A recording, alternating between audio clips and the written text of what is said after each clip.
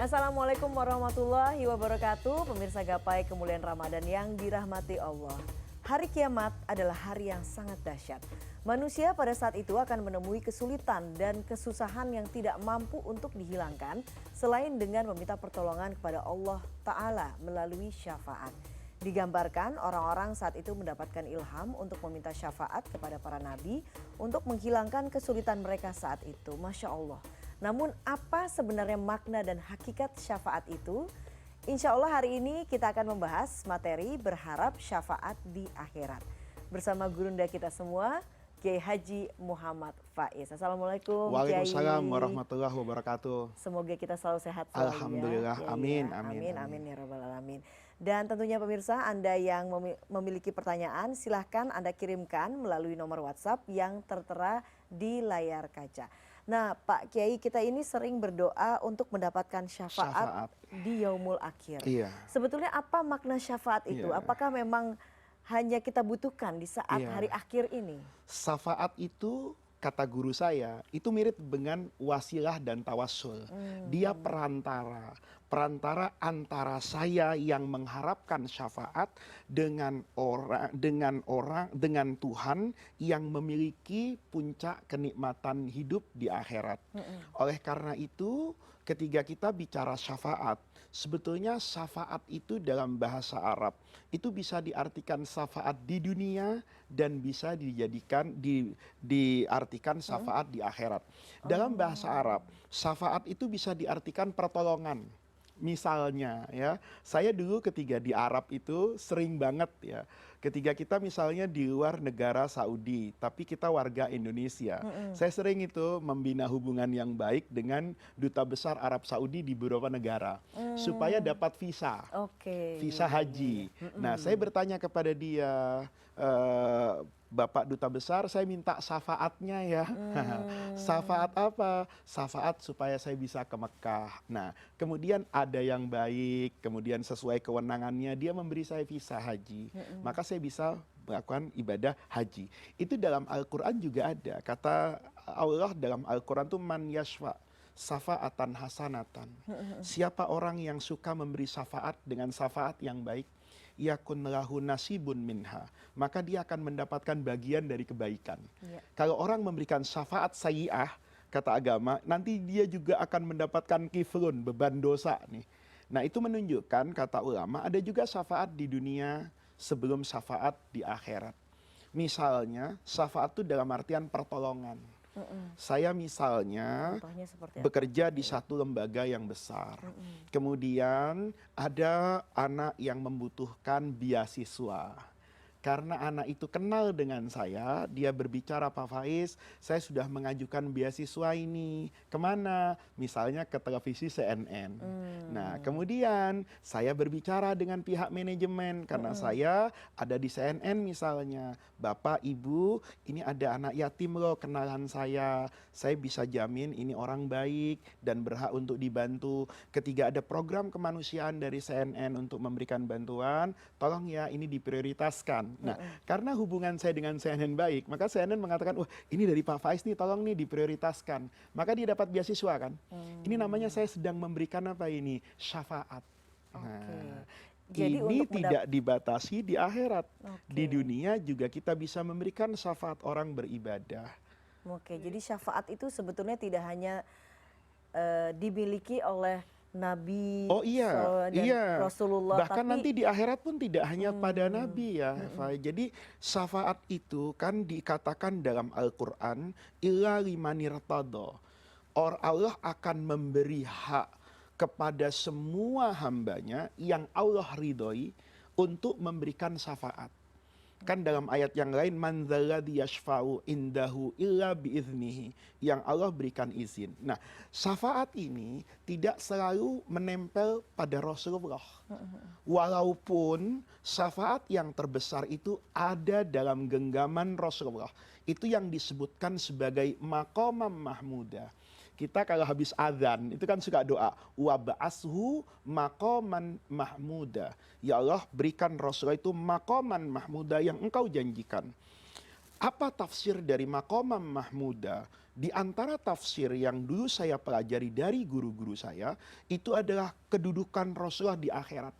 Ketika semua orang diliputi rasa takut, cemas, dan kondisi yang luar biasa, panas, menyeramkan, dan sebagainya, itu hanya Rasulullah yang Allah berikan ketenangan.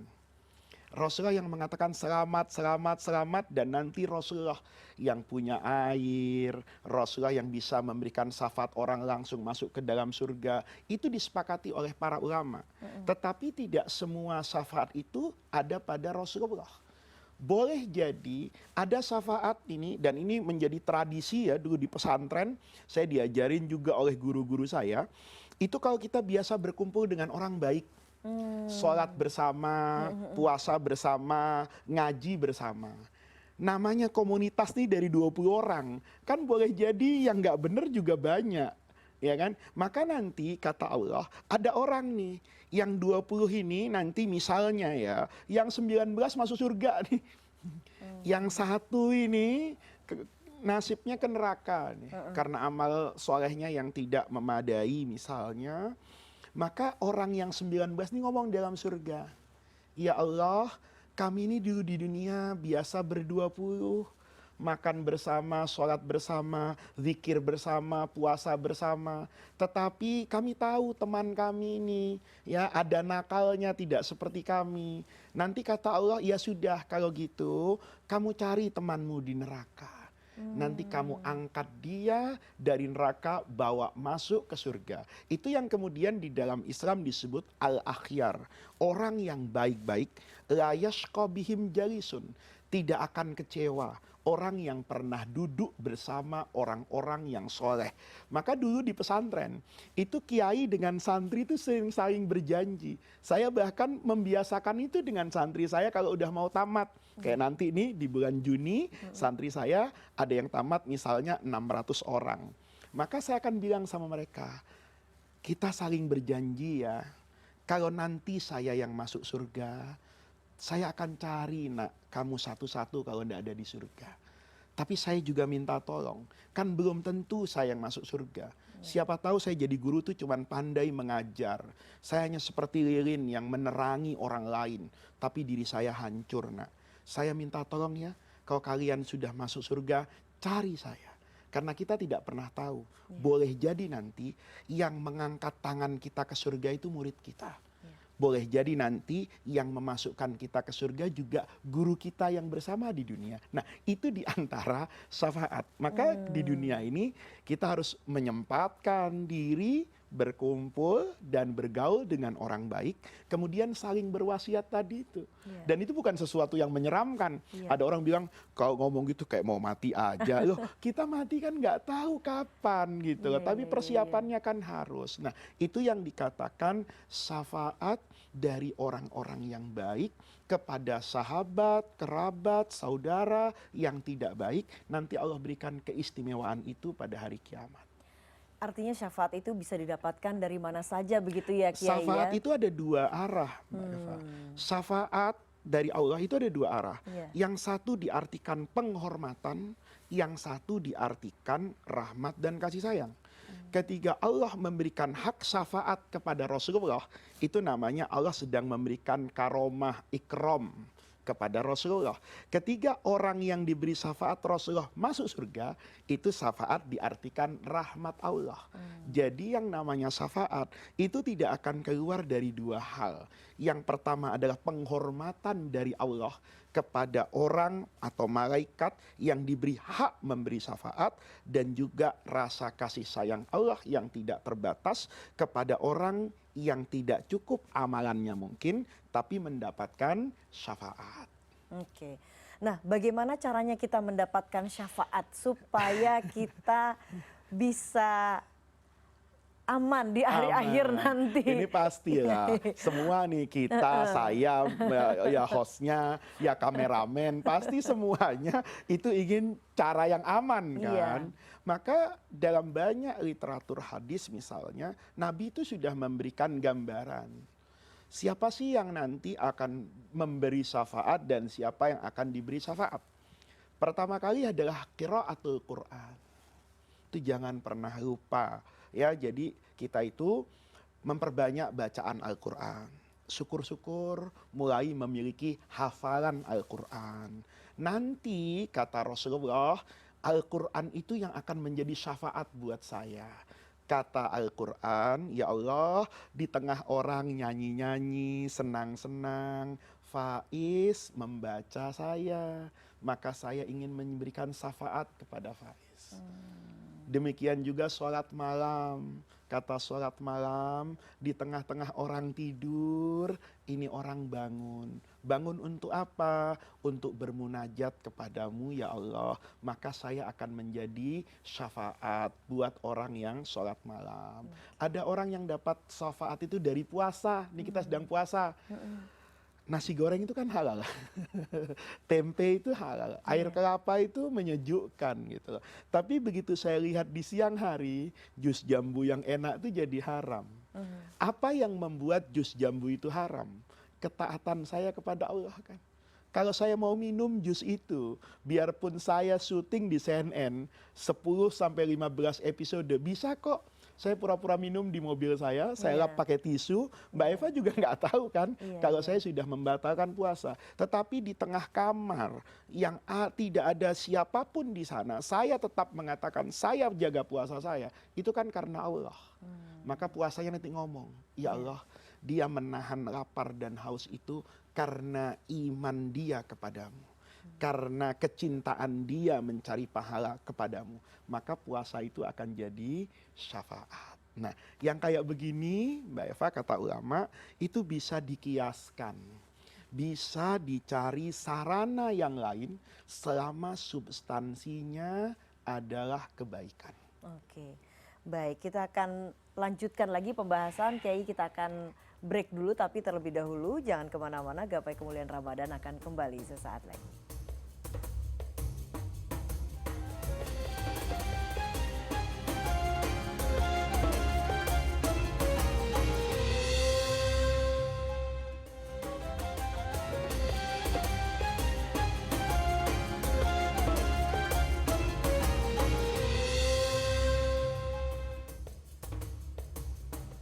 Terima kasih Anda masih menyaksikan Gapai Kemuliaan Ramadan dalam episode Syafaat di Akhirat. Kita lanjutkan kembali pembahasan. Ya Kiai, ada hadis Nabi yang berbunyi setiap Nabi memiliki doa yang digunakan untuk berdoa dengannya.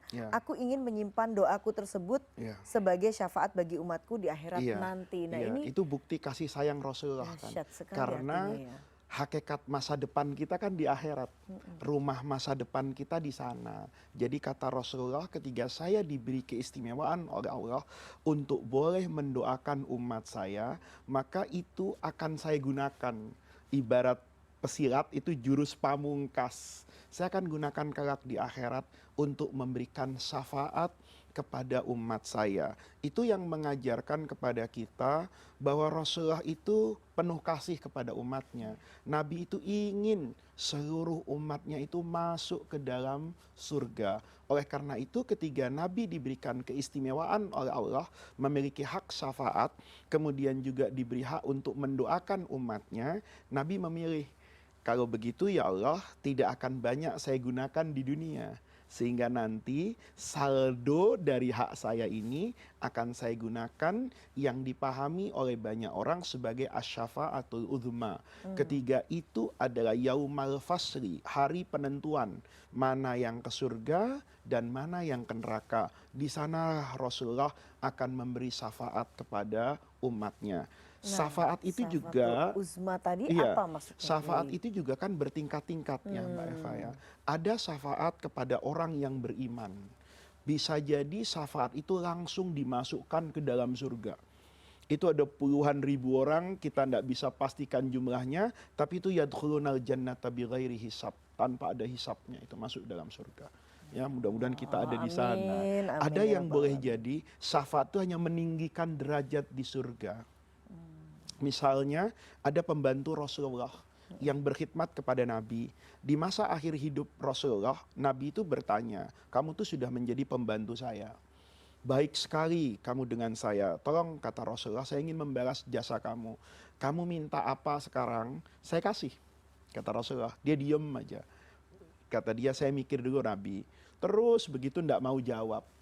Kata Nabi, kenapa sih kamu nggak mau ngomong? Karena permintaan saya ini rasanya sulit Nabi. Kata Nabi, loh kalau sekarang tuh kamu mau minta apa? Mau minta Ferrari? Saya kasih. Mau minta apartemen di Jakarta? Saya kasih. Kata Rasulullah. Enggak Nabi. Saya itu Nabi sedih. Di dunia lihat Nabi terus. Tapi nanti di surga ya Rasulullah kan beda. Nabi ada di surga yang paling mulia. Sementara saya asal masuk saja itu sudah beruntung sekali ya Rasulullah. Lah terus kamu maunya apa? Kata Nabi. Ya saya maunya Rasulullah murafaqataka fil jannah. Saya kepengen Nabi, saya jadi pembantu Nabi di dunia dan akan bersama dengan Nabi di akhirat. Apa kata Nabi? Kalau gitu, saya mau juga berdoa nih, syafaat kepada orang ini kan. Tapi ada syaratnya. Fa'inni ala dzalika. Kamu juga harus bantu saya untuk itu bikathratis sujud. Dengan banyak sujud kepada Allah. Nanti kalau kamu sering sujud kepada Allah, saya akan memberanikan diri. Allah ini sudah pantas untuk masuk surga bersama dengan saya. Nah ini namanya derajat dia diangkatkan. Dari surga yang biasa menjadi surga yang luar biasa. Ada lagi yang nanti boleh jadi ada orang yang tidak beriman kepada Allah. Orang yang sampai akhir hayatnya itu tidak beriman kepada Allah. Tetapi ya, dia punya jasa baik dalam hidup ini. Maka kata Imam Baihaqi misalnya, itu orang tidak bisa masuk surga. Karena syarat masuk surga itu dalam pandangan umat Islam, itu harus iman. Iman itu syarat menjadi masuk ke dalam surga. Maka kalau dia kehilangan iman ini, maka dia oleh Nabi itu boleh jadi dikasih dispensasi dari azab yang diterima di akhirat. Itu dalam banyak cerita, itu kepada dua paman Rasulullah. Yang paling masyhur itu adalah Abu Thalib, buat orang yang berpendapat bahwa Abu Thalib ini sampai wafat tidak memeluk agama Islam. Ada sebagian ulama yang berpendapat bahwa di akhir hayatnya Abu Thalib itu masuk Islam.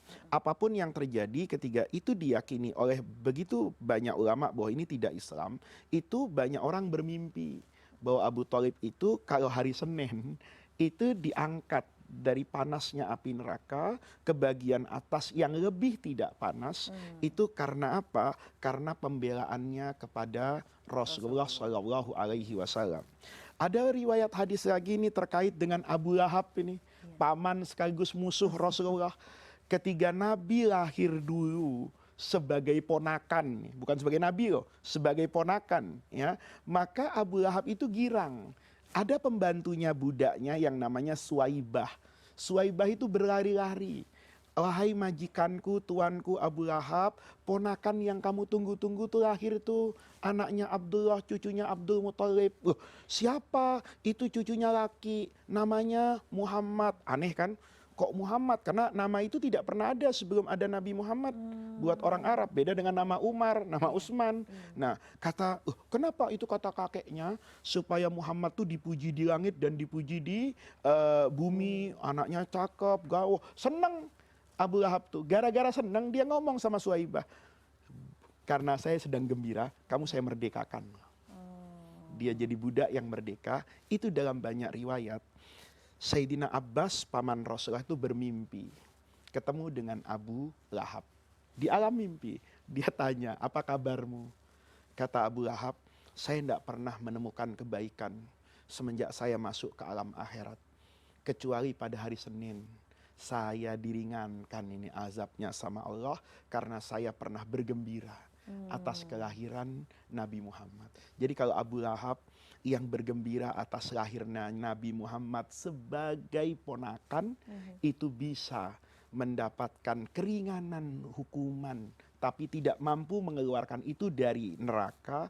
Bagaimana dengan kita yang selalu bergembira dengan Rasulullah? Bagaimana dengan kita yang ditakdirkan bisa bersolawat kepada Rasulullah, bisa mengamalkan ajaran Rasulullah, bahkan mudah-mudahan semua mendapat rezeki, bisa berangkat ke kota Madinah, berdiri dengan khusyuk di depan makam Rasulullah, bersalam atas nama cinta kepada Nabi. Itu juga adalah bagian dari syafaat. Jadi syafaat itu bertingkat-tingkat, diberikan kepada orang yang berbeda-beda, tentu sesuai dengan apa yang menjadi ketentuan Allah. Nah, bagaimana caranya kalau begitu kita bisa mendapatkan amalan-amalan apa saja begitu ya Ya, Kiai yang tadi itu, kita bisa iya, mendapatkan iya, syafaat ya baca yang mulia Quran, ya dari ibadah, Rasulullah? dan yang paling utama kata guru saya itu memperbanyak sholawat kepada Rasulullah, menunjukkan kecintaan kepada Rasulullah. Ketika nama Nabi disebut, ya paling tidak mengatakan Allahumma sholli ala Sayyidina Muhammad, itu juga bagian dari akhlak. Ada orang ketika bersolawat itu kan tidak pakai Sayyidina, ada yang pakai Sayyidina. Redaksi yang diterima dari Rasulullah itu tanpa Sayyidina. Kan Abdullah bin Mas'ud yang nanya. Ya. Kata Abdullah bin Mas'ud, kami itu udah tahu kalau memberi salam kepadamu, tapi kalau salawat gimana? Kata Nabi, bilang Ibnu Mas'ud, Allahumma sholli ala Muhammad wa ala ali Muhammad. Hadisnya memang begitu. Tetapi kemudian ketika banyak ulama menambahkan kata Sayyidina, Sayyidina itu kan tuan, junjungan, idola. Maka kata ulama ini lebih afdol. Karena apa? Karena memilih jalan akhlak itu lebih utama dari sekedar taat. Nih, Iya. ada loh sahabat Nabi yang nggak taat sama Nabi karena pertimbangan akhlak. Siapa? Banyak. Sayyidina Ali contohnya. Waktu perjanjian Hudaibiyah itu, kan Nabi nulis, ya, min Muhammadin sallallahu alaihi wasallam, min Muhammadin Rasulillah. Kata utusan Quraisy Suhail bin Amr, kalau Muhammad itu Rasulullah, ya berarti saya jadi Islam dong. Hapus itu nama itu. Saya maunya min Muhammadin wa Suhail bin Amr, nggak ada Rasulnya. Sayyidina Ali disuruh ngapus, nggak mau ngapus. Iya. Kata Sayyidina Ali, kamu nggak taat sama saya. Bukan nggak taat Rasulullah, saya nggak punya hati untuk ngapus nama Rasulullah. Itu namanya akhlak.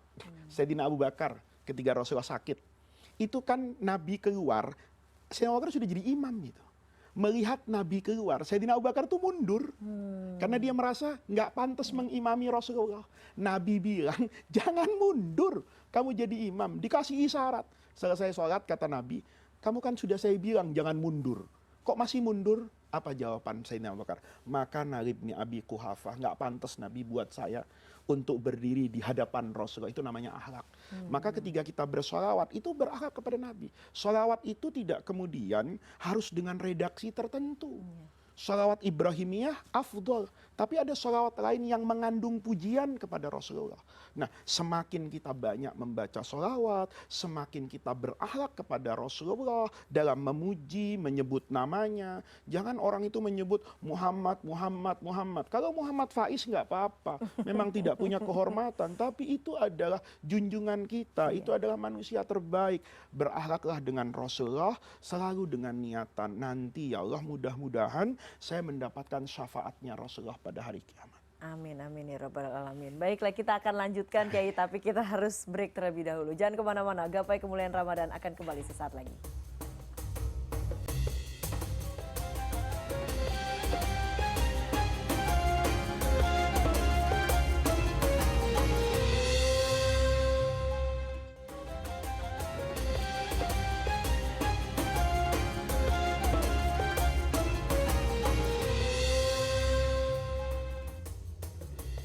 Iya, terima kasih Anda masih menyaksikan Gapai Kemuliaan Ramadan dalam episode Syafaat di Akhirat.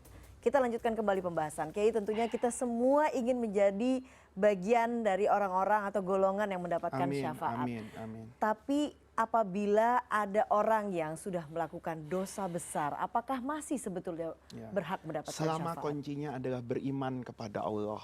Jadi dalam tuntunan agama yang saya pelajari ini, syafaat Rasulullah, syafaat siapapun itu akan bermanfaat di akhirat, tetapi dengan syarat keimanan. Jadi orang yang datang ke hadapan Allah dengan begitu banyak gunungan dosa, samudra khilaf, selama di dalam dadanya itu ada qul huwallahu ahad, selama dia membaca 2 kalimat syahadat, maka dia tetap memiliki kesempatan untuk mendapatkan syafaat.